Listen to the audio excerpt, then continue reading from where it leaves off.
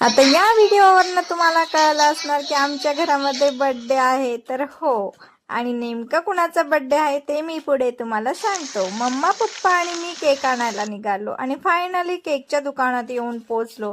आणि ते एवढे छान छान केक बघून मला असं वाटत होतं मी कुठला घेऊ आणि कुठला नाही, असंच मला झालं होतं. आणि मी सगळे केक अशी शोधत शोधत होतो. आणि मम्मा बोलली की शिव ज्या केकला हात लावेल तोच केक आपण इथे घेऊया. आणि पप्पा म्हणले नको नको, आणि पप्पाने जो चॉईस केला ना तोच केक इथे घेतला. आणि हो, माझ्या मामाचा बर्थडे होता बरं का, आणि हाच तो माझा मामा.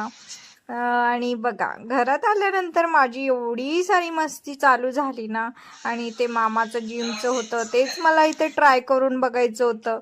मामासोबत तर मस्ती झाली आणि हे होते माझे आजोबा. आणि फायनली बड्डेचं डेकोरेशन सुद्धा झालं आणि बड्डेची वेळ आली. आता ही होती माझी आजी. सर्वात अगोदर मामाला औक्षण करून घेतलं आणि मी इकडे छान असं टाळ्या वाजवत होतो. आता मामाचं औक्षण तर झालं आणि आजीने माझं सुद्धा औक्षण करून घेतलं. आणि सेम माझ्या मम्माने सुद्धा तसंच केलं बरं का. अगोदर मामाला ओवाळून घेतलं आणि नंतर माझ्याकडे आली, मग माझा सुद्धा बड्डे केला. तर मला सुद्धा औक्षण करून घेतलं.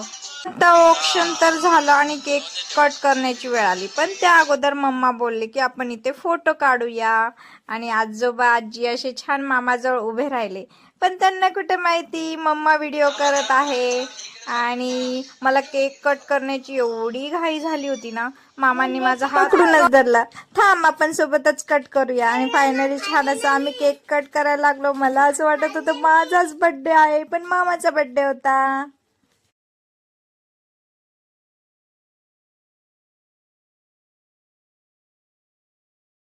तर असा छान आमचा बर्थडे साजरा झाला आणि एकमेकांना केक खाऊ घालण्याची वेळ आली. आणि मला केक तर एवढा आवडतो ना, मला सर्वांनी केक खूप सारा खाऊ घालता आणि त्याच्यातच माझं एवढं पोट भरलं ना, जेवायची इच्छाच नाही राहिली.